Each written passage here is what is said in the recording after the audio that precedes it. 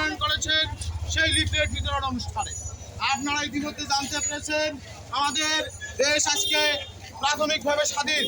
আমরা স্বাধীন দেশে সরকার গঠন করবো ইনশাল্লাহ আপনাদেরকে নিয়ে। সরকার গঠন করার পর যে ৩১ দফার মাধ্যমে দেশের যে আমূল পরিবর্তন, সেই পরিবর্তনের লিফলেট আজকে আমরা বিতরণ করলাম।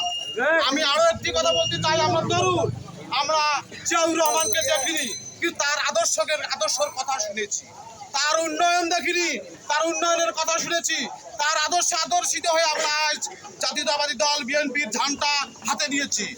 আমি সবার উদ্দেশ্যে বলতে চাই, আপনারা আসুন, তার আদর্শ হাতে দিয়ে তারেক রহমানের হাতকে শক্তিশালী করে ৩১ দফা দাবি বাস্তবায়নের উদ্দেশ্যে আমরা এক হব ইনশাল্লাহ।